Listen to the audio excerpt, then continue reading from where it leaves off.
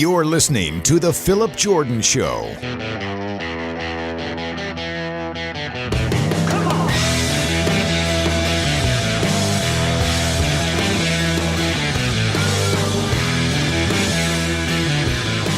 What's up, everybody? Welcome into the Phillip Jordan Show. I am your host, Phillip Jordan, from Last Word on College Football and 96.9 The Legend in Dothan, Alabama, where I'm the in-studio host and producer, Dothan Wolves Football.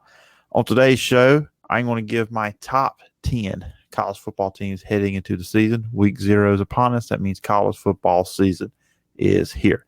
We have 3 great guests on the show. We'll go around college football with the Sporting News, Bill Bender.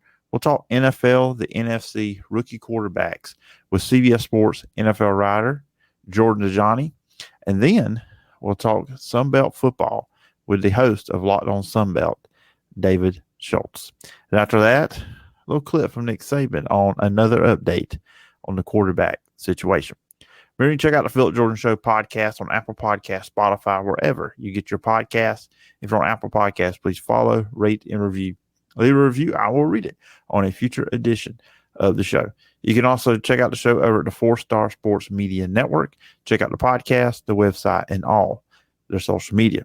You can check out all the segments and interviews from the Phillip Jordan Show on my YouTube channel, Phillip Jordan Media Network. Hit the subscribe button, hit the bell for all notifications, and please leave a comment on a video, and I'll read them on a future edition of the show. You can always email me at sports.philipjordan@gmail.com.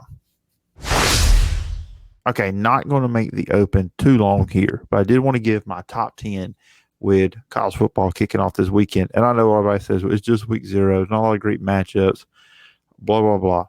College football teams are playing. The college football season is here this weekend, and I wanted to get in my top 10 before we get to those games.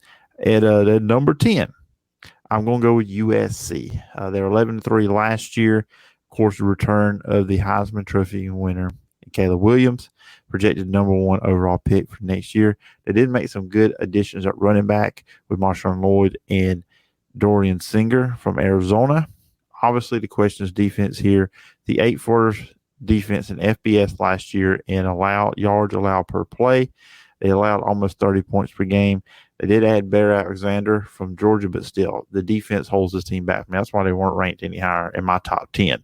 At number 9, I'm going to stay in the Pac-12, the last season of the Pac-12. That's Washington. They were 11-2 last year. Second year under Kalen DeBoer. Did a fantastic job last year. Most of their offensive weapons are back this season, including quarterback Michael Penix. He is going to be a Heisman contender. He was second in college football last season with 4,641 yards. He had 31 touchdowns. His top 2 receivers are back, who are both over 1,000 yards last year, including Jalen McMillan, who had 1,098 yards and 9 touchdowns. Now, they have to replace some of the interior of the offensive line, so they have to shore that up. But if that works out, this offense should be really, really good. Defensively, they were not good against the pass last year, 100th overall in college football. They do have one of the best pass rushers in all of college football. And Braylon Tice, PFF's national leader in pressures last year, was 67. He had 9 sacks as well. Talking about the secondary, they did add Oklahoma State cornerback transfer, Jabbar Muhammad. Number 8, this is one that may cause a little bit of a stir or a little eyebrow raising. Texas. I am really high on Texas here. I'm not about to say Texas is back by no means, but they win that week 2 game with Alabama. That's a very good likelihood that we're going to be saying Texas is back. Obviously, Bijan Robinson's gone. They got talented backs to replace them. I think you're going to be doing a Texas thing here where it's going to be more than one back that you replace him with. The growth of Quinn Ewers, we've heard about it. I think, honestly, the pressure of Arch Manning coming in, that whole deal, and actually the weight of being named a quarterback after spring. Didn't have to go through a battle in the fall. You know you're the guy. We saw at times what he can do. Some inconsistencies at times with him last season. I still say this, if he doesn't get hurt against Alabama in the first quarter, Texas beats Alabama last season. So he is back. They're loaded at wide receiver with Xavier Worthy. Jordan Whittington is back. They get Georgia transfer A.D. Mitchell coming in as well. So they're a 3-headed monster there at wide receiver. Defensively, they're really good up front. They led the nation in pressures last year. Tackles, Tafondre Sweat, Byron Murphy come back. At defensive end, you got Baron Sewell as well. At linebacker, one of the best, I think, players in college football. We definitely one of the best in the Big 12. In Jalen Ford at linebacker, 119 tackles last year, 10 tackles for loss, 4 interceptions. And then in the secondary, they added Jalen Catalon from Arkansas. I think this team is going to have an opportunity this year to ride some momentum going into 2024 when they do join the SEC. Now, number 7, we got a pair of ACC teams coming out. I'm going to go with Clemson at number 7. Now, all your media people, most of them picked Clemson to win the ACC. This team was 11-3 last year. They won the conference. New offensive coordinator Garrett Riley coming up from TCU. We saw what he did last year with them. Quarterback Cade Klubnik, I saw some up and down. To me, he wasn't overly great in the bowl game against Tennessee. He looked really good against North Carolina in the ACC championship game. Running back Will Shipley is their best offensive player for the 5 offensive lineman return. Expect the physical nature, but do expect more of an open attack. Use Cade Klubnik in the run game too as well. But my big question right here with Clemson is receivers. When they were winning national titles with Deshaun Watson and Trevor Lawrence quarterback, they had difference makers at wide receivers, like a T. Higgins. They talked about last week on the show when we were talking NFL, Justin Ross, a player like that. I don't see that on this team, and that's why this is more of a bottom half of the top 10 for me. Really good team. They're going to be good on defense. 8 starters returning. Linebackers galore for this Clemson team with Barrett Carter, Jeremiah Trotter, Tyler Davis. They're loaded at linebacker. But wide receiver is why it holds me back, and I still want to see Cade Klubnik put this up for a whole year. We've seen samples of it. We've seen signs. We've seen hints that he could be really, really good, but the experience is not there. So I'm going to go with Clemson at number 7. At number 6, I'm going with Florida State. 10-3 last year. A lot of expectations in Tallahassee, back to the way they should be. They should always be high expectations in Tallahassee. They bring so much back, and another team lost 3 games, and they had a rough stretch in the middle of the season last year against Clemson, Wake, and NC State. Jordan Travis is back. Running back Trey Benson is back. They've got good players on the offensive line. Wide receiver Johnny Wilson, they returned him. And then also they added in the transfer portal from Michigan State, Keon Coleman, a very coveted receiver. They have 2 legit threats at wide receiver that you're going to have to worry about. Then defensively, they're going to get after your quarterback. Jared Verse is back. That was probably the biggest recruiting win for Mike Norvell, getting him back. You've got defensive tackle Fabian Lovett on the front with him. You also have ACC Defensive Rookie of the Year, Patrick Payton, coming back. He had 5 sacks last year. So the team's going to be able to get after the quarterback, and then offensively they're going to have a lot of firepower, and we've seen Jordan Travis grow as a quarterback every single year he's been at Florida State and been under Mike Norvell, and I'm expecting to see him make another leap this season. At number 5, this one might get me some trouble. I'm going with Alabama at number 5. 11-2 last year. They lose Bryce Young. And here's the reason I got my 5. And I'll tell you, the teams ahead of them, it is very easy why I'm picking them ahead of this team. Quarterback and wide receivers. And really, I'm more worried about the receivers than I am quarterback. I think that the quarterbacks they have, they're fine. They'll figure out how to make it work with what they have. I mean, we've seen Alabama win championships with Jake Coker, Greg McElroy, not lesser quarterbacks, but game manager quarterbacks. They can do it here, whether it's Jalen Milroe, Tyler Buckner, or Ty Simpson. But receiver, and we've seen Nick Saban talk about in press conferences that receivers have dropped balls. There needs to be some consistency there. And I don't see an alpha among these wide receivers for Alabama either. We were used to this program putting out NFL quality wide receivers. Is it Jermaine Burton? Is it Ja'Cory Brooks? I don't know. Someone's going to have to step up in that group. They're going to be good in the run game. I like the running back, Jason McKellen, Rodell Williams, and Justice Haynes. Everybody's excited to see what Justice Haynes can do on the field, the freshman. Defense is going to be great. You got Dallas Turner. Everybody's talking about Will Anderson this, Will Anderson that. Look, they'll be fine because they have Dallas Turner there, and he's going to shine this year. Kool-Aid McKinstry, the best cornerback in the country, is going to lock down your best receiver. And then Jaheim Otis is one to watch out for on the defensive line. So they're going to be good running the ball. They're going to be good defensively, but it's the pass game. If it's not where it needs to be, they could be exposed and Alabama could be in some trouble. And like I said, I'm not as much worried about those quarterbacks and the receivers. Somebody needs to step up, and tight end too as well. And number 4, I'm going to go with LSU. And this is going to start trending next forward, but I got LSU because I just know what I got. And that's it. And LSU is my pick to win SEC West this season too as well. You got Jaden Daniels. You got Malik Neighbors. We've got talent. They've got offensive line returning. They need to not focus as much as the run game with Jaden Daniels as they've have in the past or last year. But offensively, he's the best quarterback coming back.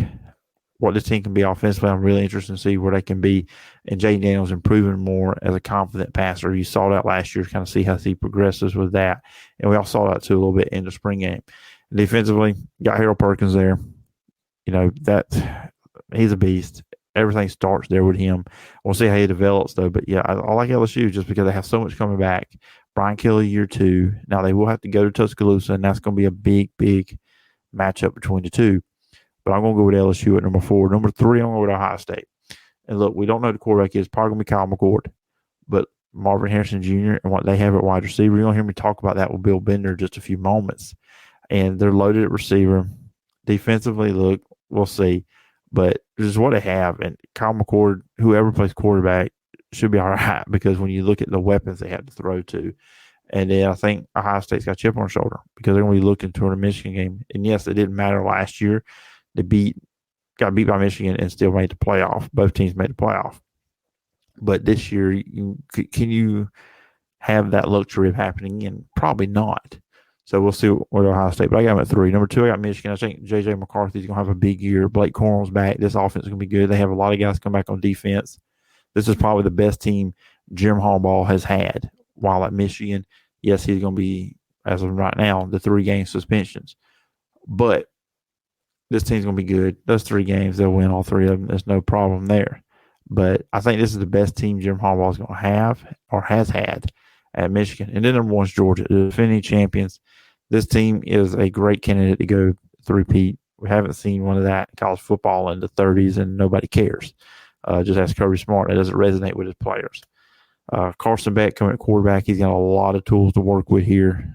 Veteran receiver. Of course, Brock Bowers at tight end. They bring in Ra Thomas from Mississippi State. You bring in Dominic Lovett from Missouri. You got Ladd McConkey. You got Arian Smith. You got good offensive linemen. We know what this defense is going to be. They are loaded, and the schedule really helps them out too. Because when I look at it, Kentucky's not going to be challenged. And I know I say this a lot. It's like an old record with me. Kentucky can't beat Georgia because they play like Georgia. And Georgia practices against that every single day against better players. Tennessee is going to be the game. That's the game you're going to circle. If Tennessee is in a spot where maybe they have 1 loss, that's going to be a big deal. And I believe that game is in Neyland. So, but for Georgia, the schedule works out in their favor, and they're just so super talented. So that is where I see that with my top 10. Well, anyways, now it's time for the interviews. First up, I'll be joined by Bill Bender from the Sporting News. We jump into a bunch of different things. We will talk about Week 0. We'll talk Notre Dame and Navy, but we will talk the SEC, the ACC with him. And then we'll jump into the National Football League, kind of finish up previewing the season. There won't be an NFL guest on the show next week. But we talk some rookie quarterbacks. So you get some Bryce Young, Will Levis, Anthony Richardson, C.J. Stroud talk in there. And we also preview the NFC. And then we'll jump back into college football, and I'll be joined by David Schultz, who is the host. I sound like I had an accent there. He is the host of Locked On Sunbelt. So we will preview the Sunbelt. I think the best Group of 5 conference out there. And then I'll come back and close it up on some more updates, if you want to call it that, from Nick Saban on the Alabama quarterback situation. Everybody joining me first up this week on the show is Bill Bender, Sporting News National College Football writer. Always look forward to talking to Bill all things college football. And Bill, appreciate the time, and welcome to the show. Hey, thanks for having me on. How you doing? Doing good. I am so excited about this weekend, Bill. It's Week 0. I know not a lot of sexy matchups, but it's like I told somebody, asked me, he's not a big-time sports fan. So why are you so excited about this? I said, it's like the appetizer. We get the appetizer this weekend. the big meal is the following weekend. But where are you at excitement level? Looking forward to getting this thing kicked off with week 0 this weekend. I mean, it's every year. It's a lot of excitement. I always remind people it's a marathon, not a sprint. You got to enjoy it all the way through. And I mean, I've got all our preview content locked and loaded. We're ready for week 0. Yeah, and obviously, I think a lot of people looking at the Navy-Notre Dame matchup there in Dublin, Ireland. How are you on that? I know the NFL does this where they'll go, into Europe and play games, but college football jumping into that. Where are you at that with them attempting that? No, I mean, it's football. It's always fun. It's always fun to have that first game, and like I said, I've watched Northwestern, Nebraska last year, Nebraska, Illinois the year before that. It generates a lot of a reaction. Again, it's football. I think for me, there'll be a lot of curiosity around Sam Hartman, the Notre Dame quarterback. There'll be a lot of curiosity around that Notre Dame running game and what it looks like in Marcus Freeman's second season. So, I mean, and whether or not Notre Dame's a college football playoff contender, that's another thing to keep in mind. Yeah, so that's where I was going to jump into. Year 2 with Marcus Freeman as a head coach. Last year, rocky start, 0-2. They got things turned around, had a pretty solid year, getting 9 wins in the bowl win over South Carolina. And you're bringing in Sam Hartman. Just when you look at this team on paper, what do you expect them to be? You talked about that running game, too, as well. Yeah, I mean, they have Audric Estime back. They have Devin Ford, Penn State transfer that never really caught on with the Nittany Lions, had some moments. So, they've got a very talented roster at Notre Dame. Now, on defensively, they've settled in with Marcus Freeman, Al Golden. And like I said, they think that this might be a playoff caliber team, one that can get after it in the big games against USC and Clemson and Ohio State. That Ohio State game on September 25th or 23rd is going to be a monster game for the program.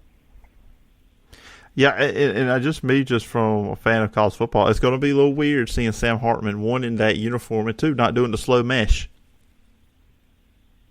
Yeah, it is. And, but it's the ability to throw the ball down the field. Can they get the ball down the field in that offense? And like you said, record-setting quarterback, ton of experience. Seems to be, I saw the story the other day where he gave the entire team Beats headphones. So he's taken on that leadership role. He's probably the best quarterback they've had from a talent perspective in a while. So that's what makes Notre Dame a very interesting team. So probably since Brady Quinn then, right? Yeah, I mean, Brady was the last one that had a lot of, first-round attention. Jimmy Clausen's another one. I can't remember. I think he got drafted in the 2nd or 3rd round. So, the attention around this Notre Dame team is pretty high. Should be fun. And something, too, when I've watched Notre Dame over the years, and it was with Brian Kelly, kind of part of me that wonders why he just, headed to LSU. Wide receiver, that's kind of been, where they're not at the same level as some of the other teams that you mentioned that they're trying to compete with to become a playoff team. Are you concerned any with their wide receivers? Well, yeah, I think, obviously that's something you got to have. When Brian Kelly was there, he always lamented that they didn't have enough firepower to go beat an Alabama or in Georgia. And they do have some guys. They don't have what Ohio State has, but nobody in the Midwest has. Nobody in the country has what Ohio State has right now at the receiver room. So, and that's where this game has gone. If you have 3 or 4 receivers that can create mismatches on the perimeter, then that's one way to go about it. And the other way is the way that Georgia and Michigan go about it, where I don't think anybody looks at Georgia's receivers and says, oh, my gosh, we can't guard Ladd McConkey. But it's hard to guard him when you have a really strong pounded running game behind it. And that's exactly what Michigan has as well. Yeah, it's weird, and it's kind of funny to me. It's like, okay, for the longest we said, okay, Alabama's this certain way with receivers, all the receivers they put in National Football League, and it now seems like all that is now migrated up to Ohio State. It's okay, guys transfer or they graduate or whatever they leave. Okay, now here's another crop of NFL guys. Right, and Ohio State has that. I mean, our Sporting News preseason All-American team is out, and we have Marvin Harrison and Emeka Egbuka on the first team, 2 Ohio State receivers. I mean, I can't remember the last time we had 2 Ohio State or 2 receivers from the same team on the first team. And I don't know that it's ever happened. I know Alabama had years where obviously they had Jalen Waddle and Devontae Smith and Henry Ruggs and Jerry Jeudy on the same roster, but there was always a definitive guy. These guys have two that, as much as Marvin Harrison is and how good he is, it would not surprise me in some ways if Emeka Egbuka has better numbers this year. I mean, that's how good both of those guys are.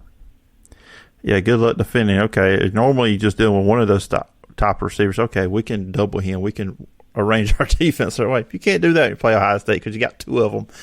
Then what they can do also with their ground game too as well.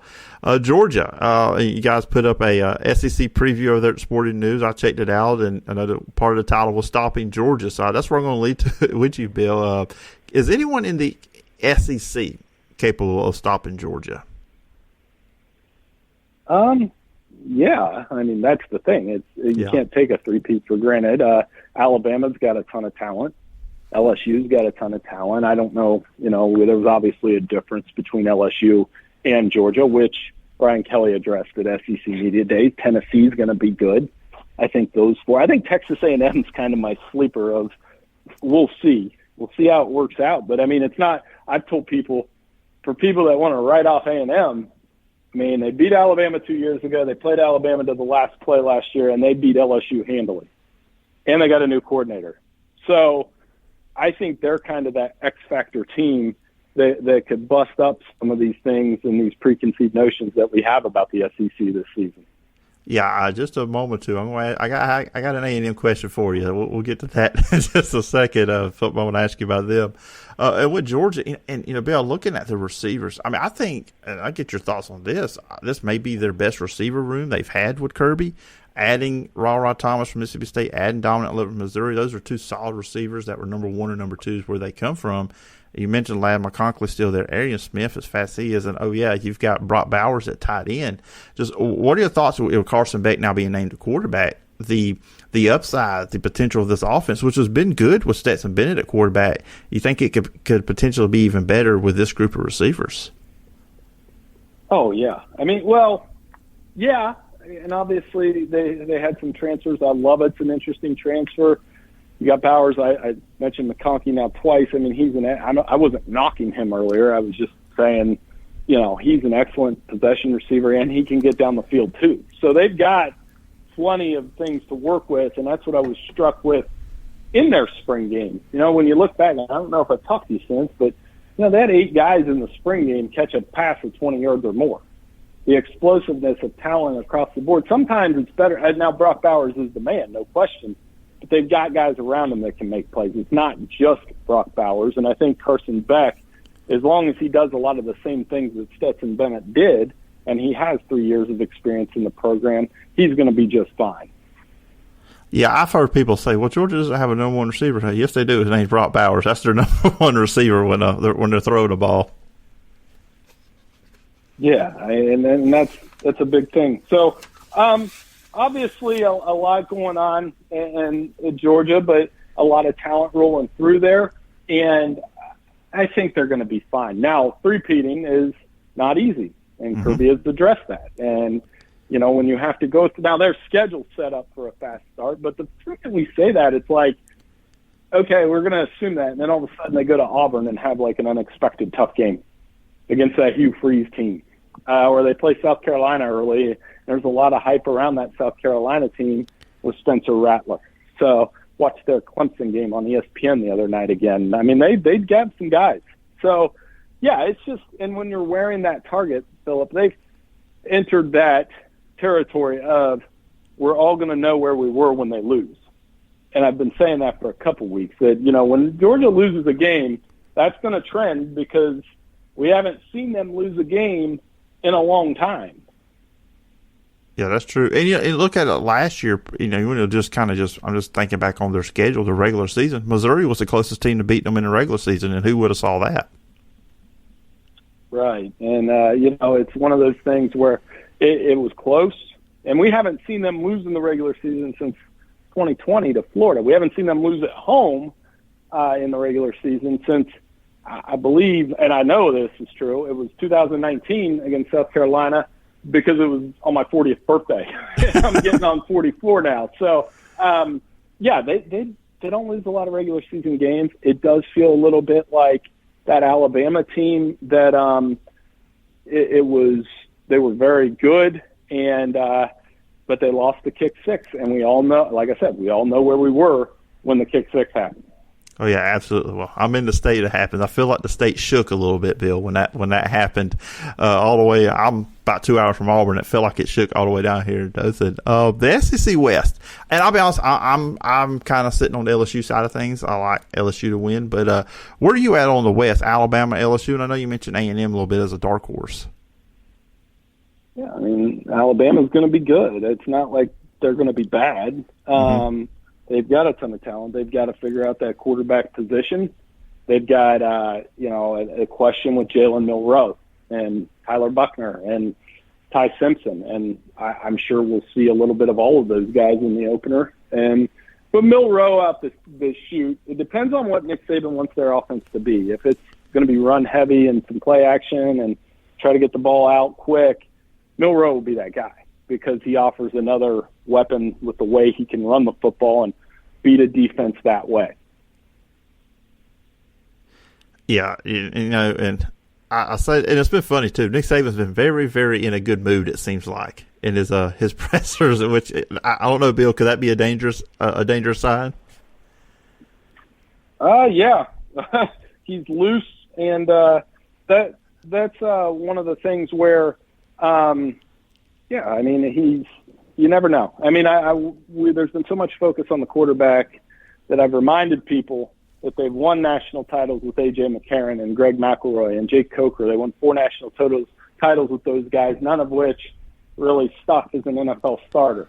So in some ways, having all that young talent, they have some guys on that defense. I mean, it's easy to forget that they have Dallas Turner, Kool-Aid McKinstry. Those are all-American, first-round NFL caliber type players. So they've got plenty of talent on that roster. So, and you mentioned Texas A&M earlier, and I had planned on bringing this up to you, and just it's a quick question, but you mentioned new offense coordinator Bobby Petrino along with Jimbo Fisher. Jimbo Fisher not calling the plays. Just how do you see that arrangement working out between those two? Oh, we don't know. Nobody knows. I mean, we'll find out when it happens. I mean, I could speculate it on it all you want, but it really, nobody knows until that first third down. And, Jimbo was evasive about it at SEC Media Days. He was, when he could have just said, I'm going to call the plays to start and Bobby will collaborate, or Bobby's going to call the plays and I'll weigh in. It's so much easier just to be direct when answering questions like that. Yeah, it's. I guess everybody's just looking for that first blow up over there on the sideline when something doesn't go right between those two. Real quickly, because I'm down here in Dothan, I'm probably about an hour and a half away from Tallahassee, so a lot of excitement about Florida State coming off their 10-win season last year. When you look at them in the ACC, do you see the ACC as a 2-team conference, or is it another team like North Carolina could jump up and probably be one of those contenders there too as well? I mean, Florida State, there's a lot of hype around them. They're going to be good. They're going to be really good, but they also have it really tough in the first month. They play LSU right off the go. They play Clemson. Jordan Travis is second in the Heisman odds right now. They have Johnny Wilson. That Keon Coleman gives them another good receiver. I think the way they closed last year, they could score 40 points a game. But, again, it's so tough early in the season. They play two very good teams, and they could be 10-2 at the end of the year and kind of kicking themselves because of what happens in September. So Mike Norvell's going to have them going right out the go. Just looking at the way you see it, that LSU Florida State game, we always look at these big open season matches. So which team needs it more? Which one will it hurt more if they lose? Where are you at on that with those two? For who? Alabama or LSU? No, for Florida State and LSU, like that game. Like who does it matter more to? Florida State and LSU. I thought you said Alabama. I may have. Yeah, both. It's huge because the loser. There's going to be a lot of pressure on them. I think they're almost even teams in terms of program trajectory. In terms of, we mentioned all the reasons I love Florida State. I could repeat the same things about LSU. Jaden Daniels, Heisman contender. Their defense has got some guys. Mason Smith and Harold Perkins, and they brought in Omar Spates from Oregon State, a linebacker. They're going to have a really good front seven, and I think that's going to be the difference in that Florida State game. Yeah, that's going to be interesting. That's going to be fun, but that's week one. We get through week 0 this upcoming Saturday. And Bill, it's been fun having you on here. Always, all the great college football knowledge you bring. Whatever you do, writing, podcast, radio, you just one of the best out there. And if the listeners and viewers want to catch you online, where can they find you? Yeah, I'm at Bill Bender 92 on Twitter. I'm at sportynews.com. We'll have all that. We got all kinds of prediction content out there right now, and we're really just trying to do a good job heading into the season. So it's here, as you said, and we'll have to catch up here during the regular season. Absolutely, Bill. Always a great time having you on this show, and I look forward to talking to you again since I'm down the road. Hey, no problem. Thanks for having me on. Take care. Everybody, next up here on the Phillip Jordan Show, I am joined by CBS Sports NFL writer Jordan Dajani. We're going to be talking some rookie quarterbacks and some NFC here for a few minutes here with Jordan. And Jordan, appreciate you taking the time out to come on the show. Yo, my friend, what's going on? Appreciate you having me on. Oh, yeah, great to have you on. It's been a while since we've done this, since I've talked NFL ball with you, but I appreciate you coming on and taking the time. And, man, we've went through 2 weeks of preseason. We got one more week of preseason, then we'll have the NFL season coming up a little while after that. But it's almost here. College is upon us, and then now the NFL, so it's the best time of the year. Yeah, it's definitely the best time of the year, man. It seems like the offseason absolutely flew by, and all of a sudden now the preseason's flying by. We're now into the final week of the preseason, and like you said, week 1 is right around the corner. Yeah, absolutely. We'll be talking about one of those teams a little bit with the Lions playing the Chiefs opening up. And I was reading on an article you had over at CBS Sports talking about some of the rookie quarterbacks. And just, overall, who stood out the most to you and what you've seen in the action in preseason of the top rookie names like Bryce Young, C.J. Stroud, Anthony Richardson, and Will Levis? Yeah, first thing to note about these rookie quarterbacks is that they're just getting their feet wet, right? This is not the time for overreactions when it comes to these young signal callers. They're not exactly showing all that they're capable of in their first NFL action. I mean, not only are they trying to kick some nerves out of the way, but the offenses are rather vanilla as well. So let's be honest with you. I mean, I think all of them have fared pretty well. I mean, you look at some of the stats with some of the top guys like Bryce Young, C.J. Stroud, Anthony Richardson.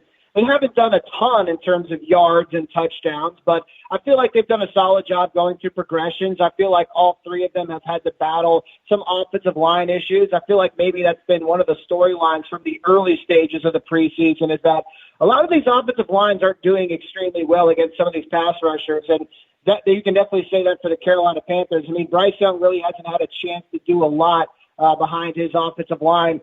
Particularly his left tackle, Ike Ekwonu, the second-year guy out of NC State, kind of a local kid, has really struggled. I think he's got a PFF pass blocking grade of a 17 right now, but Frank Reich says that he has no worries about his left tackle, that the offensive line is going to be good to go. So we haven't seen too much out of Bryce Young. But as far as C.J. Stroud goes, I mean, he had a really rough outing in week 1 against the Patriots.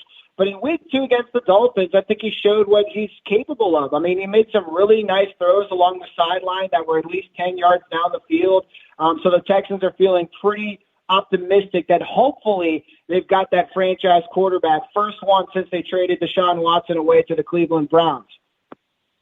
Yeah, and, with C.J. Stroud, too, and, like you said, it's very limited, and everything is vanilla, what you've seen. And, with him in college, too, and I kind of felt like sometimes with him, he didn't deal with pressure well. Like, not the pressure of the game, but just defensive pressure coming after him until the Georgia game when he played a team full of future NFL guys. He played his best. Have you been able to see anything with that, or like I said, it's too vanilla. You just really can't tell. You won't be able to tell until they get to the actual regular season when he does see action there. Right. Yeah, it's kind of hard to tell. I mean, I will say in week 1, it was almost like he was dropped into ice cold water. Right, he was kind of shocked with a lot of the pressure going around him, and like I said, it was more on the offensive line than just him. So I don't know how much blame we can put on him for his lack of, let's say, stats, lack of good plays in week 1 of the preseason. But, I mean, you're right. I mean, Bryce Young, on the other hand, was the best quarterback under pressure in college football over the past couple of years. Meanwhile, C.J. Stroud didn't exactly show that kind of escapability. But as you mentioned, in the college football playoff, when he started getting outside the pocket and started trusting his legs, that's when we kind of saw a different side to this pocket passer. And, him as a prospect, no matter where he was going, that was one thing that I mentioned on CBSSports.com was I'd like to see Stroud become more of that kind of dual-threat weapon. I think every NFL GM and head coach wants a kind of dual-threat quarterback. And Stroud's no Michael Vick, but he does have that potential to go out there and make plays with his legs. I hope that's something that the Texans allow him to do, maybe drop a couple of sneaks, QB read keepers, whatever it may be, to kind of get him out in space. So that's something that I'm going to be keeping an eye on when it comes to Stroud with the Houston Texans in year one. Yeah, with him too, and like you said, he showed that against Georgia, and you kind of watch him while he didn't really use that part of his game in college. So use that. You can use that to your advantage here. Oh, Anthony Richardson did not play this past weekend, week 2, but we know he's going to be a week 1 starter. Were you surprised that the Colts tabbed him as the starter for the regular season so quickly?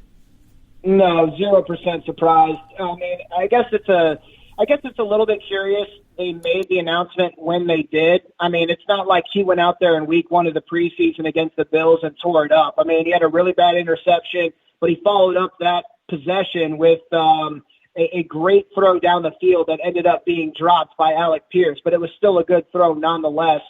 So I don't think it was something that he did in the first preseason game to be named the starter. I mean, the Colts were always going down this road ever since they picked him at number 4 overall on draft night. Anthony Richardson was going to be the starter week 1. But, I mean, this is a guy who obviously needs the reps. There's no doubt about it. He's the most raw quarterback in this entire class, but he's also the quarterback with the highest ceiling in this entire class, in my opinion, as well. So there's definitely going to be some growing pains there with the Colts. But, I really thought his best landing spot would have been somewhere like the Seattle Seahawks or the Tennessee Titans, an NFL team where he would be allowed to sit for at least an entire year and learn behind an established veteran. But he's not going to give that privilege with the Indianapolis Colts. He's going to have to start right away. And with Shane Steichen, I'm going to imagine that he's going to be running the ball a lot because he has a little bit of Cam Newton in him. There's no doubt about it. He can get outside the pocket and make plays. So I'm excited to see what this rushing offense is going to look like with the Colts if Jonathan Taylor remains in the fold. And staying in that division too, with the Tennessee Titans, of course, Ryan Tannehill we know he's going to be the starter, when the season gets started. But with Will Levis, because, with Malik Willis, he has shown some good things. I know Will Levis has as well, but just with those two, is there, could you see a chance where, Malik Willis now takes a hold of that second spot? And now with Levis having a little bit of an injury too. Yeah, I think that's the biggest question in Nashville right now. We don't have a quarterback battle, but we do have a number 2 quarterback battle. Who's going to be the number 2 guy?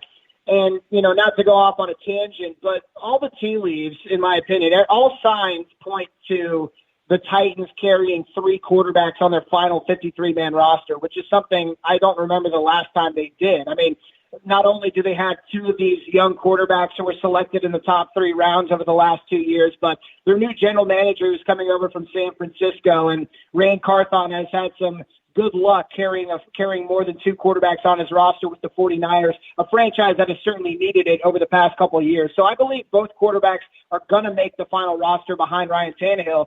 But the question remains, God forbid, let's say something happens with Ryan Tannehill in week 2, week 3, he has to exit for a series or whatnot.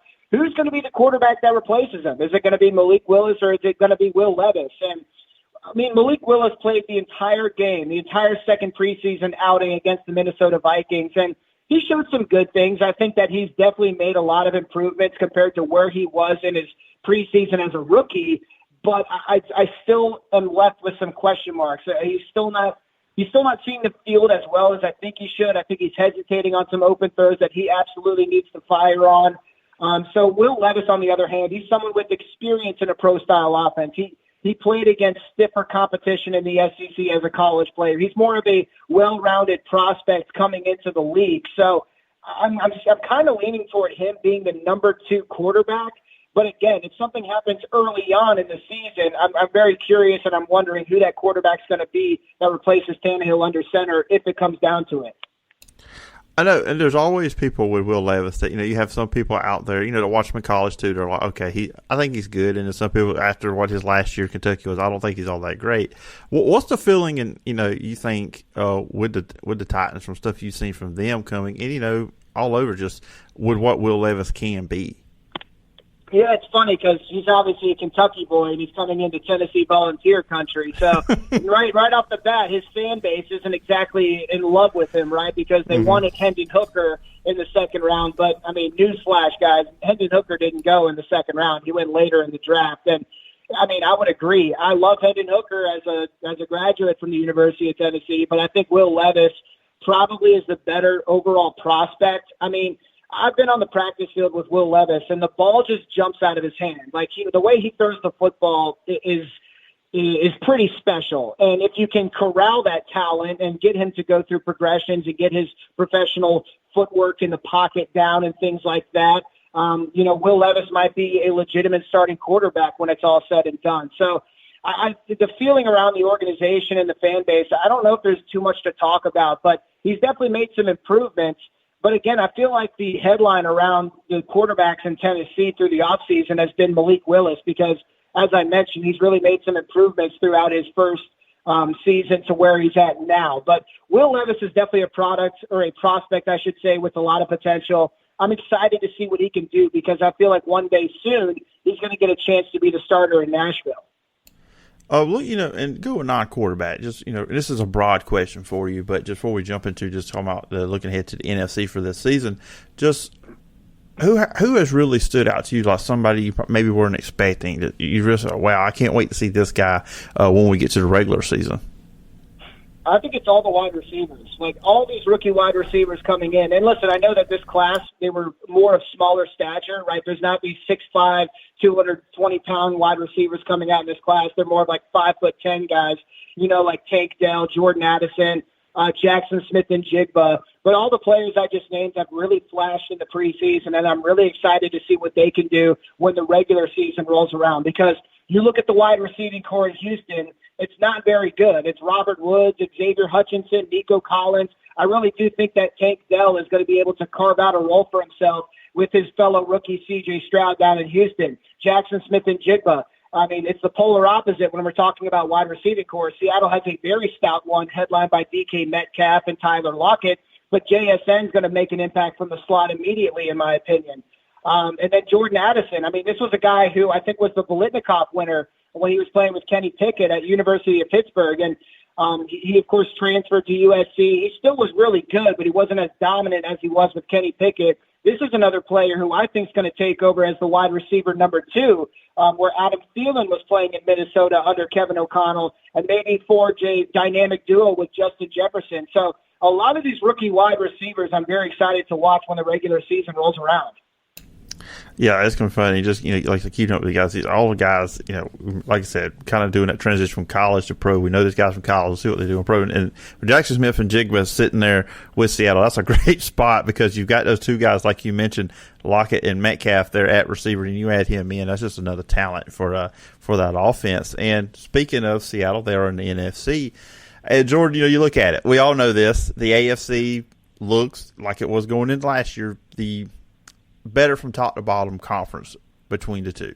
But when you look at the NFC and you hear a lot of people talk, it's San Francisco, Philadelphia. It sounds like those two teams are looking like and should be the favorites of the conference. Do you see it that way?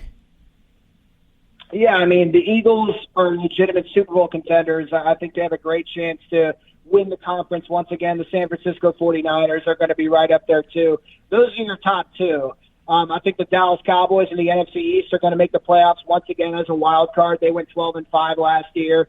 The NFC South is very wide open. We have no idea who's going to win that division with Tom Brady no longer in the fold.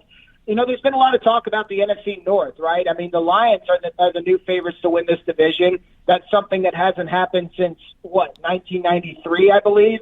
And I feel like we're kind of bypassing the fact and looking over the fact that the Vikings went 13-4 last year. Yes, I understand that they won an NFL record, whatever it was, one-score games. They got very lucky, and they lost in their first postseason matchup. But I mean, Kevin O'Connell was a rookie head coach. Now he has all that experience heading into year 2. He got a very wise assistant in Brian Flores that's taking over the defensive side. So I feel like the Vikings, if you're a gambling man, is a pretty good flyer on betting them to repeat as division champs in the NFC North. But the other team I want to touch on very quickly, as we kind of already have with Jackson Smith and Jigba, is the Seattle Seahawks. Now, I don't know if they can steal the division from the 49ers. I do think it's very possible, but that's a team I really do see returning to the postseason. And we can talk about the offense, right? Tyler Lockett, DK Metcalf, Jackson Smith and Jigba, Geno Smith is the reigning NFL Comeback Player of the Year.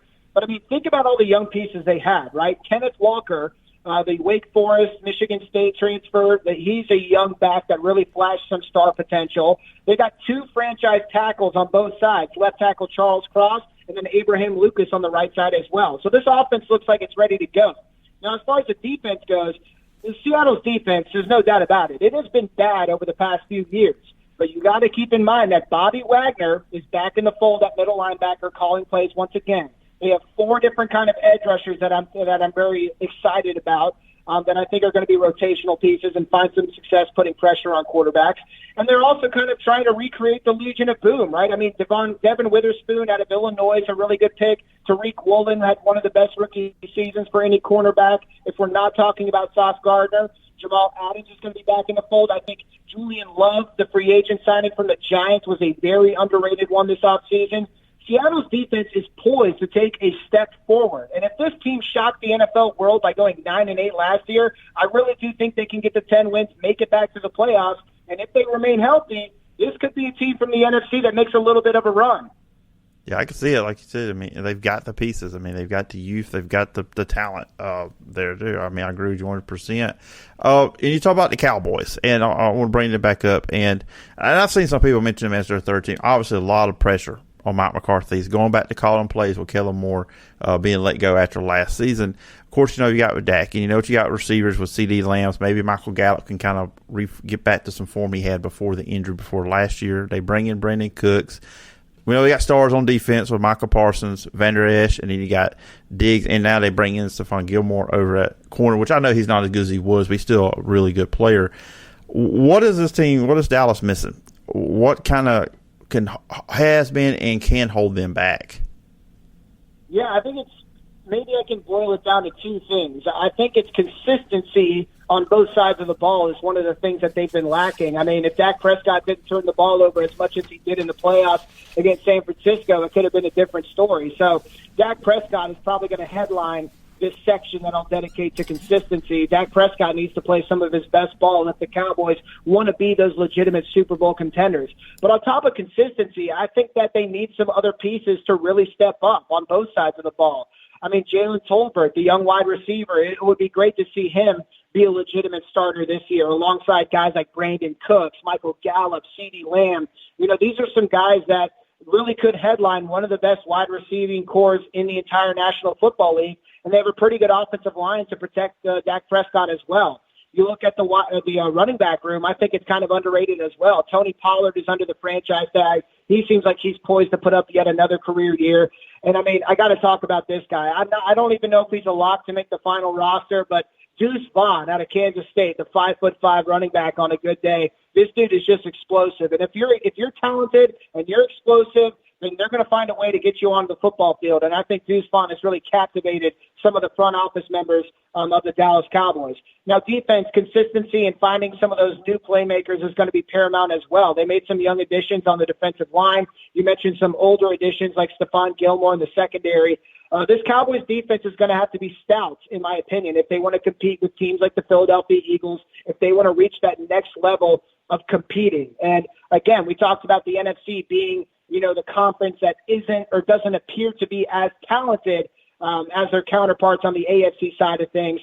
That opens the door for the Cowboys to make some noise. They went 12-5 last year. Maybe they can have a similar record in 2023. They're going to be right in the thick of it when it comes to competing for the NFC playoffs, to head to the Super Bowl. So it's going to be exciting to see what happens because, as you mentioned, I mean, what other franchise is under more pressure than America's team, the Dallas Cowboys? Every single year, every single week, every single game. It's all about the Cowboys, what's going on with Dallas. I think I saw earlier today, Chris Collinsworth said NBC would put the Cowboys on every week if they could. Yeah, man, they're a cash cow when it comes to ratings. I don't care if it's at 1 p.m., if it's in prime time. I mean, the Cowboys are going to be on the table for any kind of primetime game that the NFL is considering doing, because that's definitely the fan base that's going to get to their TVs to watch the game.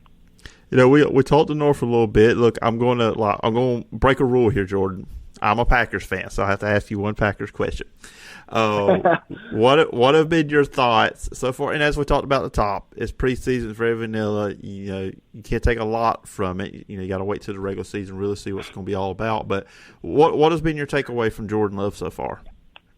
I like it a lot. I like him a lot. And, you know, someone asked, I was on the radio earlier today in Canada, and I was asked about the Green Bay Packers. And, you know, I would like to ask you, I mean, what's the goal for this team in 2023? Because if you ask me, I'm not a Packers fan. I'm definitely not following this team religiously, but I feel like the goal for this team is to really show off their young talent, and that includes Jordan Love at the quarterback spot as well. I want him to show the front office and show the fan base that he is the right guy to take over for Aaron Rodgers, that they can build around him moving forward, even if that means the Packers miss the playoffs or make the playoffs as a wild card, whatever it may be.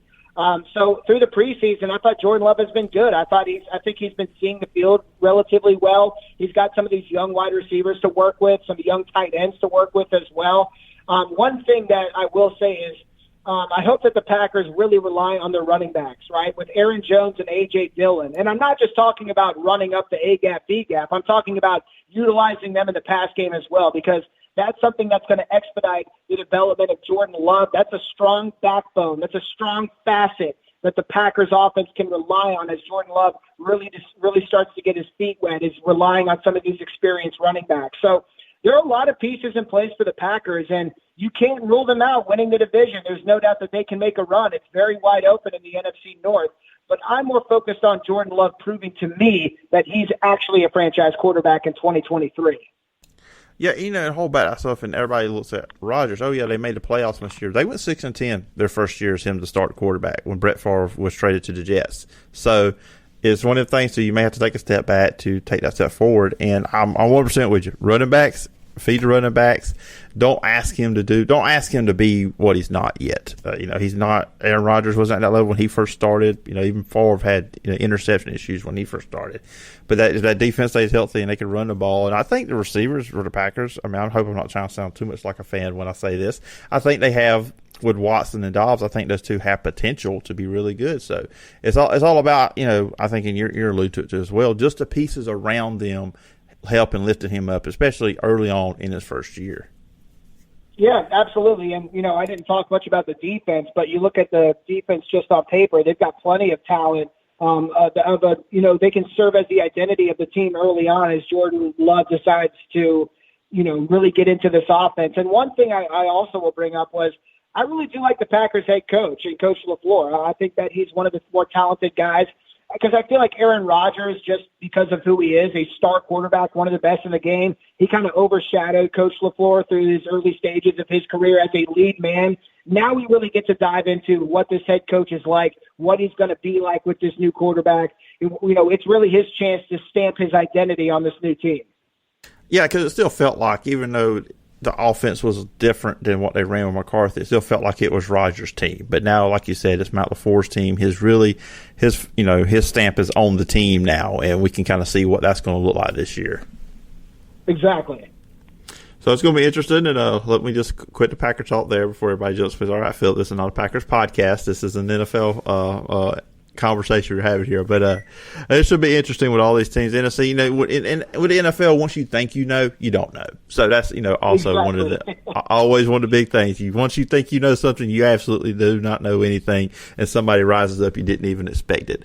But Jordan, this has been fun having you on, talking all things NFL. If the listeners and viewers want to catch you out online, where can they find you and all the work you're doing? Yeah, you can catch me on Twitter or X, whatever it's called now. Jordan Dajani. Dajani is how you spell my last name. You can put that in the Google search machine. Find all my work over at CBSSports.com. All right, sounds good, Jordan. I appreciate the time, and I hope we can do this again sometime down the road. Awesome. Appreciate you, man. Thank you. All right, next up on the Phillip Jordan Show, I am joined by David Schultz. He is host of Sports Chat from 3 to 6 Central Time on 103.3 The GOAT in Lafayette, Louisiana. You can check him out also every day on the Locked On Sunbelt podcast. And Dave, I appreciate you taking some time out, come on the show and preview the Sunbelt. Great to catch up with you, Phillip. How you been? Doing good. You've changed locations since the last time we've done this, but I'm doing well. I hope you're doing well also. I'm doing great. How is it being there back in Louisiana? Well, it's a little toasty. All right. Yesterday was actually cool during the day, and I came out after my show, and it had gotten hotter. How did that happen? Jeez. Yeah, I'm with you. I'm here down in the Dothan, Alabama area. I've always been a guy that said I prefer summer. I am changing. I do too. My tune after this summer we are going through. No, not me. Nope. I live off of I-10 intentionally compared to I-90. I did the minus 30 degrees, growing up. Don't like the cold at all. All right. And, for the most part, the sad thing is, people like me, the training camps, right, whether it's college or, well, not so much college because we can't watch, but they're all at pro training camps. That's tough because they're out there watching for 2.5 hours. That's one thing. But, for the most part, Phillip, I'm right. I'm going from my air-conditioned apartment to my air-conditioned car to my air-conditioned office. I can deal with the heat. And I'm one of those idiots who gets up in the morning and runs with, heavy sweatshirt on to drop the water weight like I'm trying to make weight for a wrestling match. I don't mind the heat. It's been a different for sure. So, like I said, brought you on to talk about the Sun Belt. I'm not going to show any not being biased. I will say my favorite of the group of five conferences. When you look at somebody, and I think you can measure it all, and I even think you put them up against what now is the AAC, and they're comparable, and I think you can make an argument the Sun Belt's the best of all five of them. But what is your feeling on that? Where would you rank the Sun Belt among the group of five conferences? Well, I think they are now number one, but I think it kind of goes, it's going to change all the time now, right? SMU heading to, the ACC. Jeez. So South Alabama, to get into it, has one of those chances to have a UCF, Cincinnati-type season. I don't know if they're going to make the playoff, per se, but they have a real chance to be in a New Year's six-day bowl game. Troy was probably a Hail Mary away from being in a New Year's six-day bowl game last year, to App State. Coastal Carolina, outstanding. So I do think the Sun Belt is among the best. And what I'm learning, and it has to do with a lot of these additional teams, the Marshalls, the Southern Misses, the JMUs per se, all these places have separate fan bases. A lot of these Sun Belt schools like here, Louisiana, or in Alabama, they are supported well, but, they may be the second choice for a lot of teams, whether it's Alabama, Auburn, or LSU, whereas Southern Miss fans are Southern Miss fans. They just they don't worry about Ole Miss and Mississippi State. They know they're there, but they don't worry about it. South Alabama, changes the day of their game based on when the Iron Bowl is. And so you got, Marshall doesn't worry about, West Virginia, the Thundering Herd draw well. App State draws really well. What do they got, like 5 Power 5 schools in that state, and yet App State is sold out all the time. And it's, and that's an effort, right? If you're not in lovely Boone, North Carolina, that's a little bit of an effort to get to. You are not really close to anything. And so I think the Sun Belt does a great job, and let's see if they can, put it on the field this year to make people notice. They got that great, Saturday last year when, Notre Dame went down, A&M went down, and then Georgia Southern knocked off Nebraska for 3 huge Sun Belt upsets in one day. Let's see what happens this year. Coastal Carolina's taking on UCLA. South Alabama almost beat them last year. And then you got, South Alabama's taking on Tulane, and then a couple weeks later they're taking on Oklahoma State. So it could be a very exciting beginning of the season for the Sun Belt, and I do think they're the best group of 5 conference out there. Yeah, I guess these Power 5, or it's about to be the Power 4, conferences have not learned their lessons over the years of scheduling Sun Belt teams. I know around here where I'm at, Troy's always had that, that reputation. Don't schedule Troy, because they've beaten a lot of big teams. But like you said, look, South Alabama was 1 point away from beating you. So you talk about South Alabama. I mean, they were 4 points away from undefeated regular season. I mean, they were. I mean, they were very close to it. I mean, I know the bowl game didn't go how they wanted. And then you look at what Louisiana has done. I remember they have knocked off some big teams out of the Big 12. We talked about what Marshall did. And I think a lot of your younger college fans, I think a lot of them don't realize the history behind Marshall because, look, I think when they went to Conference USA, they kind of fell down in the pack. They weren't as noticeable. When they were in the MAC, I mean, they were constantly going, 11-0, 10-1, stuff like that. I mean, right. Chad Pennington, Randy Moss, there was a history there. So that is a program with a lot of passion. Sure. It also helps when you may have the best college football player in America on your team, and he's at Marshall. So, and Charles Huff is doing a great job with the Thundering Herd. Someone commented on my podcast, he thinks this may be the best team that they've had in some time. I think it's going to be next year. If they can get the running back, Rasheen Ali, to come back for another season next year, you got Cam Fancher with a season under his belt. I think 2024 is where Marshall can really contend for the Eastern Division Championship. So we'll jump into the East, but I want to actually talk about the West. And Troy and South Alabama, or South Alabama and Troy, everybody want to go. Don't want to get in trouble with if any fan base is listening. I'm not putting one over the other in order for any kind of purpose there. But, of course, Troy is the defending champs, but they lost guys, and especially on the defensive side of the ball. I mean, they got good players there, but, we'll see what Troy's got defensively. Can that defense lead them like they did last year, where the offense have to do a little bit more? But then South Alabama's got so many players coming back. Pretty much most of their best players, most of their starters are back. In your opinion, are they the top two teams in the conference going into the season? I certainly think South Alabama is. I mean, they lost a total of 4 starters from their bowl game.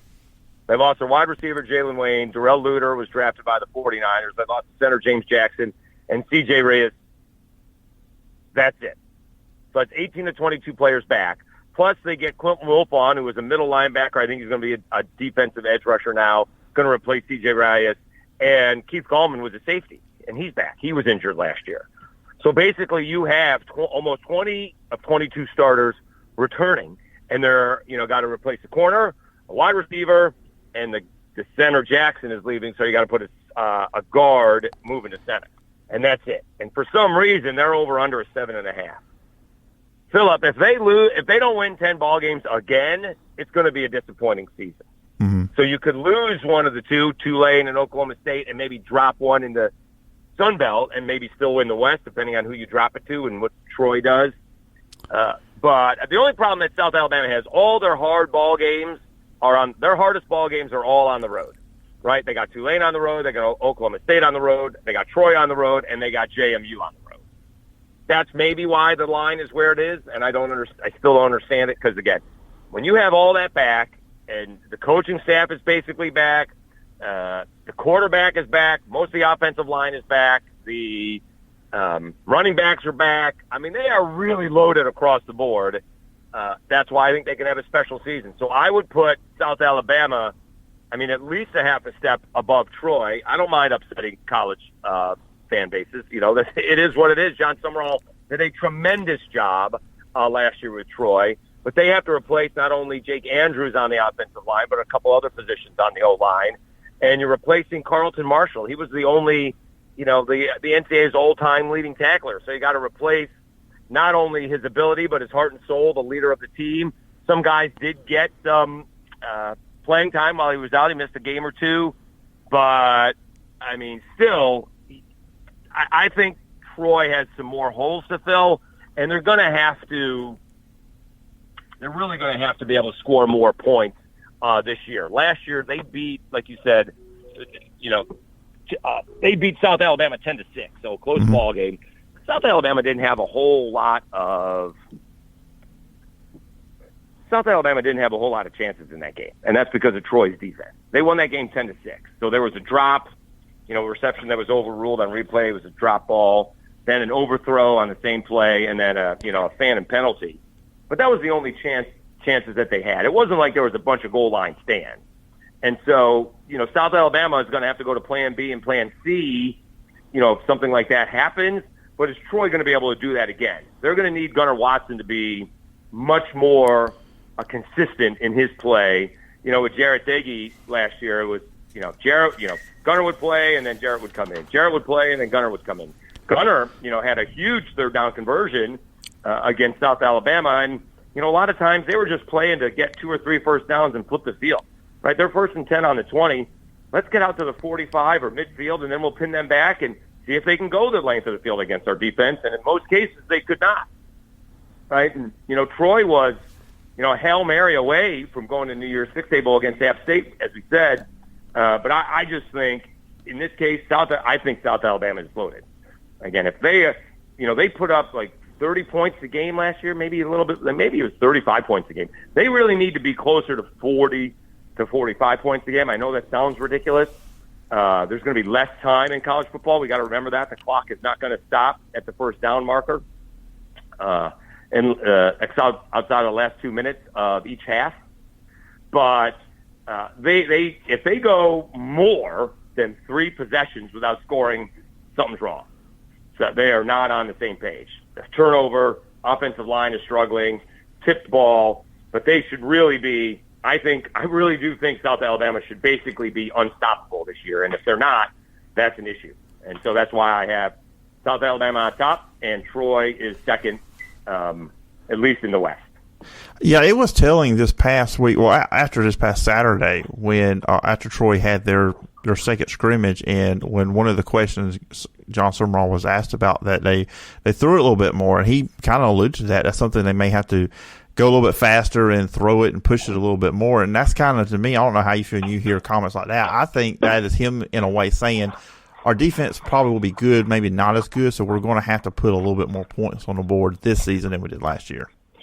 Yeah, they're going to have to score somewhere in the. I think generally in college football, you got to be able to score 30 points a game.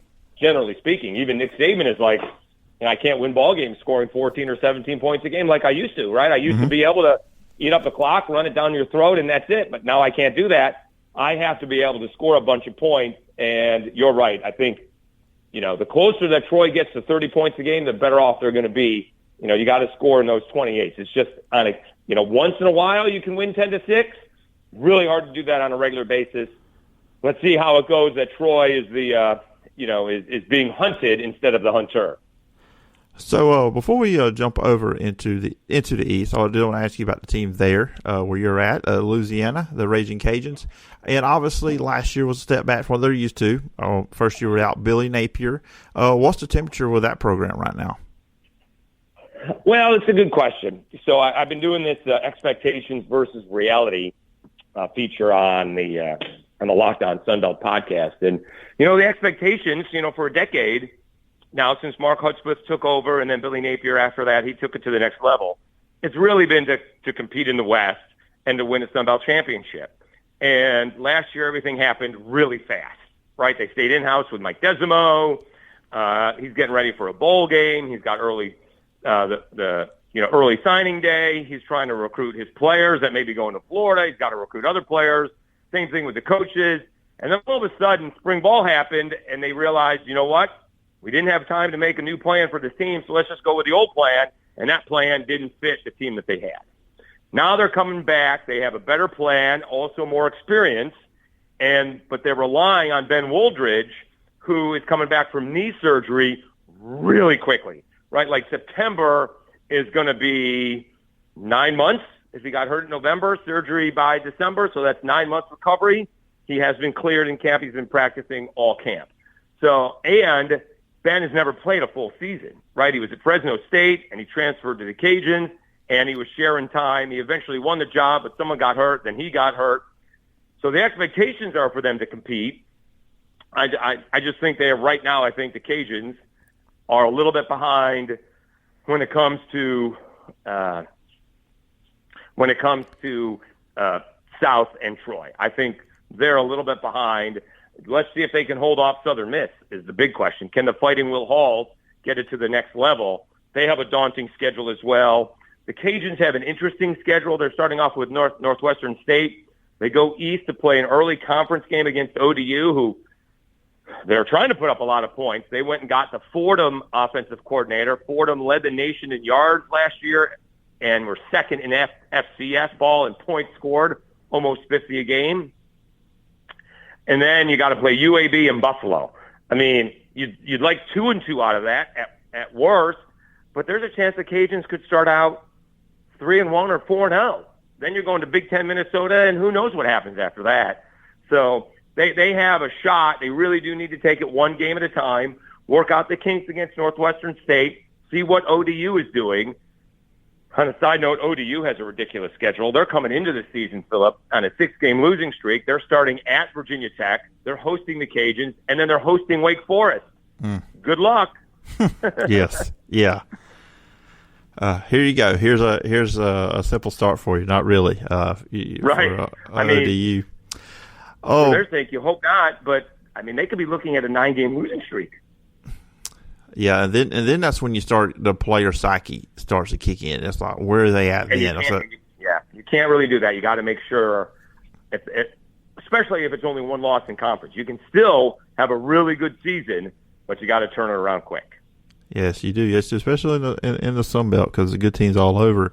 Then you look over in the East, and you already mentioned Marshall a little bit. So, but Coastal Carolina, and I'm always intrigued. Grayson McCall, which that was a player that maybe shocked that he's even back with Coastal Carolina because he went in the portal. I know there were some internet rumors with connections with Auburn, but he's back there. Of course, Jamie Chadwell has left. He's not the head coach there anymore. He's moved on, and then you have Tim Beck coming in. They've got a lot of their skill position players back, but they were not good defensively last year. They were bad. James Madison really exposed them in their game too as well, which I don't think McCall played in that one. But anyways, what's your thoughts on the East? Is it Coastal Carolina's division to win, or do you think somebody else can rise up and beat them? Well, there's been some serious disrespect to Coastal Carolina. You do have the 3-time Sun Belt Player of the Year back. I know he's the new head coach, and Tim Beck certainly has plenty of coaching experience, but never as a head guy.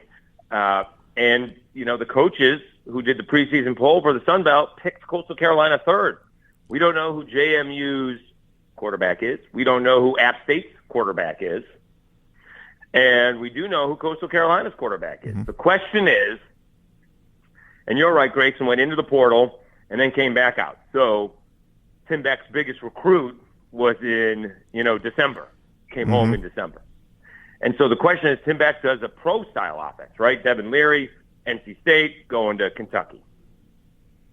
Does he continue that kind of RPO triple option with the pass deal that they've been working on and it's really hard to stop?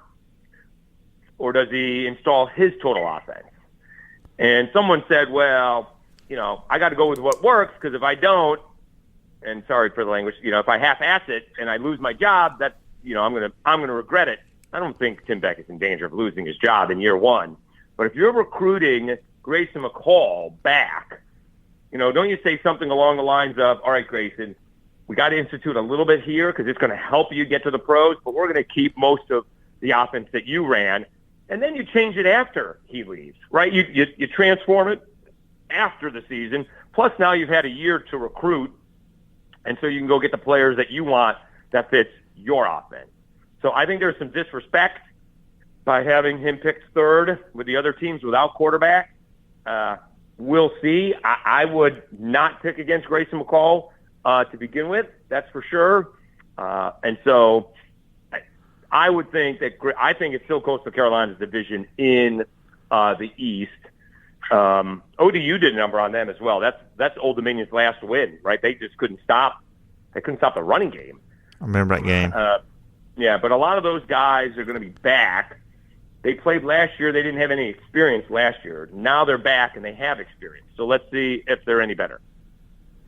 Yeah, I think it'll be interesting. And you really look at the conference. It's really healthy at quarterback. We've mentioned some of them here today. I mean, Gunnar Watson, I know he doesn't put up great numbers, but you're looking at a guy that's established. He's been in college football probably as long as I've been watching it, Dave. As long as he's been there at Troy. And we talk about Carter Bradley, talk about, Grayson McCall. This conference they're really healthy at that position. Yeah, another one is Darren Granger. I always call him Danny, but his name is Darren Granger from Georgia State. Mm-hmm. If he can take it to the next level, right, he doesn't have to have this, Joe Burrow type season, but just pass for like 3,000 yards, 25 touchdowns, run for another 500 to 700 and maybe another 10 touchdowns on the ground. And Georgia State can contend in the East, but it is Darren Granger. He's got a lot of experience. The Panther season is going to, rest on his shoulders. But that's another quarterback that, is back and, like you said, has a ton of experience heading into the season. So you're right. There are only 5 quarterback battles in this offseason, right? JMU, ODU, App State, Texas State, and Southern Miss. Everything else was basically settled. Yeah, the Texas State battle is the battle for former SEC quarterbacks. Yes, that's right. And I'm not sure. I'm a big fan of G.J. Kinney. I'm looking forward to it. I told you where Fordham was in the FCS. Incarnate Word was right there. That's where G.J. Kinney was. They were right behind Fordham in yardage per game, but they were right above them in points per game. So I'm looking forward to that. He got the job, and he's like, we're looking to light up the scoreboard. But he doesn't want to name a starting quarterback yet. He may use both. And we're talking about Malik Hornsby, the transfer from Arkansas, who's got a bunch of eligibility left, and old man T.J. Finley, who's been playing forever, first for LSU and then Auburn. And he's holding off. It's one thing to tell the media, Phillip. It doesn't matter to me. And I know the only reason you want to tell me is because you want the fans to know. But he says he may not even tell the team. And to be honest with you, I don't believe that for a second. Whether I know, the team's got to know. Right? It's no big deal if the fans don't know, but the team has to know. And this is the week that usually that happens where, you put them in the spot of being the leader for a couple of days, and then, they're taking the ones the week of the game, right? Again, Saban may not tell us who his quarterback is, and that's a whole other subject. But yes. I'll guarantee you the quarterback is going to know. I guarantee you when they practice on Monday or if they have a walkthrough on Sunday, whoever the starting quarterback is for Alabama in game 1 is going to know, and the team's going to know if they don't already. We don't know. So I think that's where G.J. Kinney may be making a mistake. Just pick a guy, and if it doesn't work out, you can change it. You're not etching it in stone, right? It's not the 11th commandment. Even Saban said, you think this is when it's over, this is just starting. If he doesn't play well in the first half, we're going to go to the next guy. Mm-hmm. He did.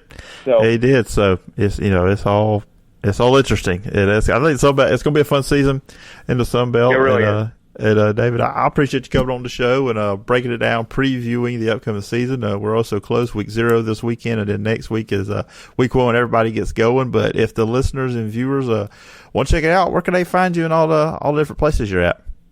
Well, go to YouTube. You can find Locked On Sun Belt.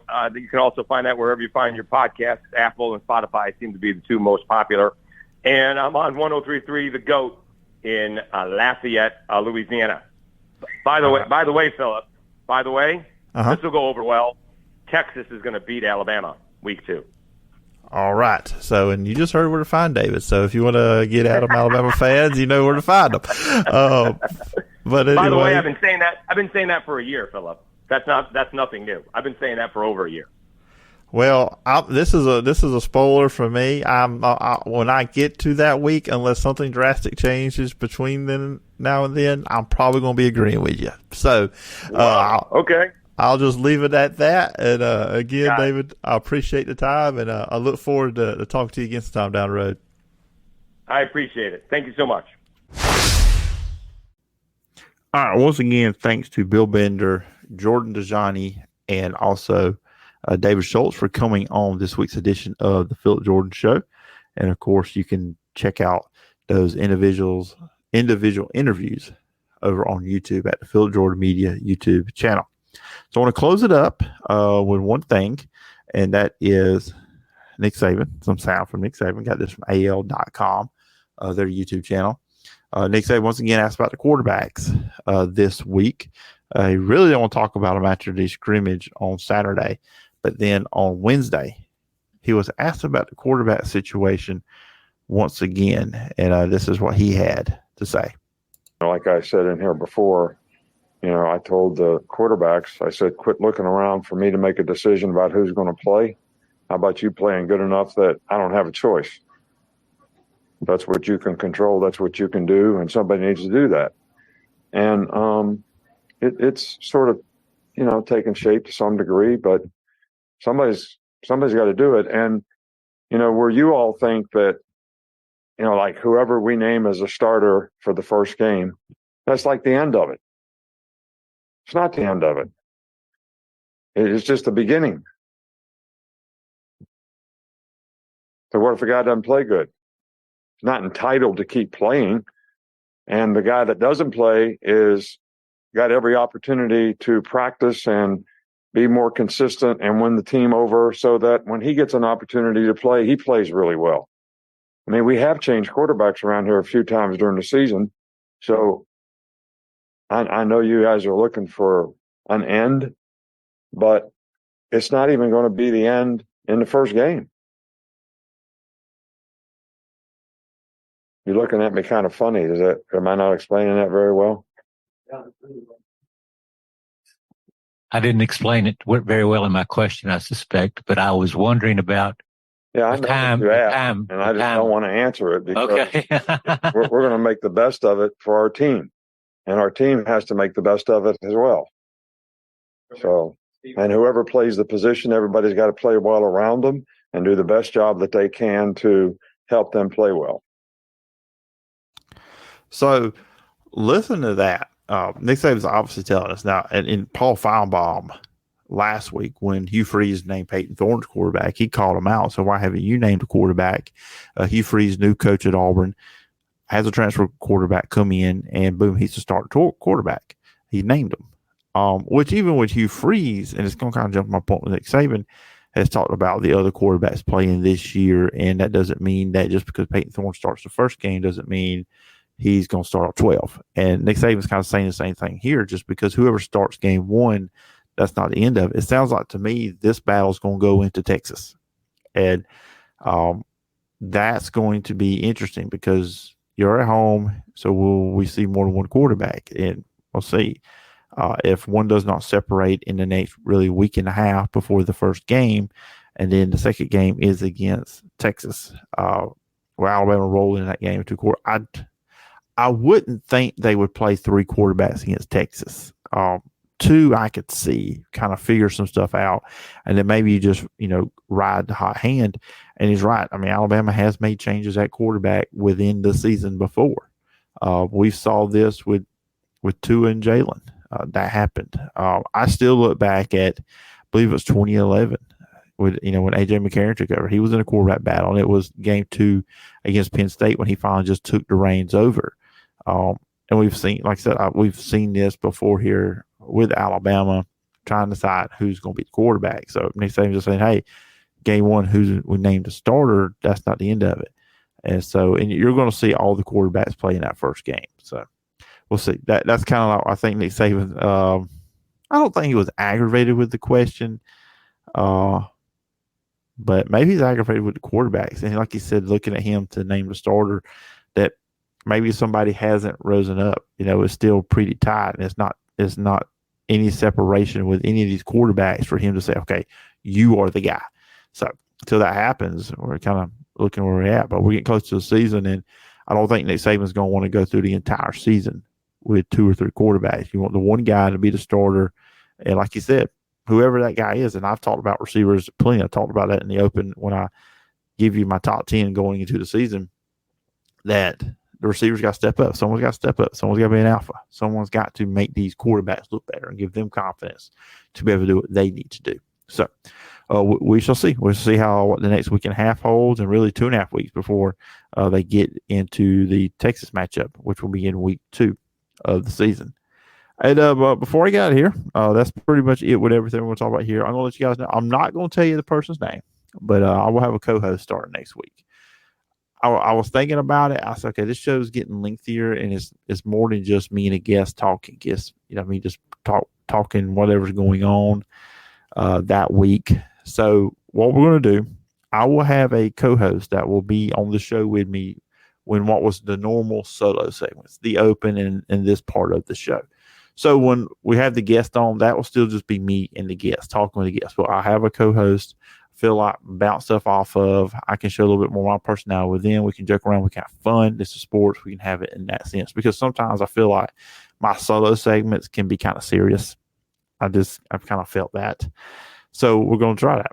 And my plan is to have the show out actually by next Tuesday. Maybe not push these things to the end of the week like we've been doing. Maybe get them out earlier in the week and let these things breathe a little bit more. So the show doesn't really have a set day and time when it releases. It releases when I can get all the guests interviewed and get the show put together. That's pretty much the schedule here on the Phillip Jordan Show. But that will be next week.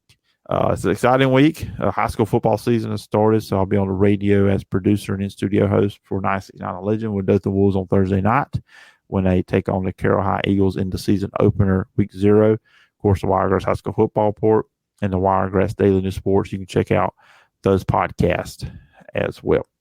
Please check out all my written work over at Last Word on College Football. I'm going to be punching out a lot of Auburn stuff now. The season is here. So looking forward to that. You guys know how it works. Follow me on social media at PJordanSEC. You know where to check out the podcast, Apple Podcasts, Spotify. Please follow, rate, and review. Leave a review. I will read it on a future edition of the show. Check out my YouTube channel, Phillip Jordan Media YouTube. Hit the subscribe button, hit the bell for all notifications, and please leave a comment on the video, and I'll read those as well. And you can check out the show over at the 4-Star Sports Media Network also. I hope everybody has a great weekend. Enjoy week 0. Enjoy the high school football, too. A high school football season here. And enjoy week 0 of college football this Saturday as well. And I will talk to you guys next week. And you have been listening and watching The Phillip Jordan Show. Thanks for listening to The Phillip Jordan Show. Subscribe to the audio podcast on Apple Podcasts, Spotify, or wherever you listen to podcasts. You can watch the show over at the Phillip Jordan Media YouTube channel. Got a question or topic idea? Email the show at sportstalkphillipjordan@gmail.com. Join us next time for more great football talk.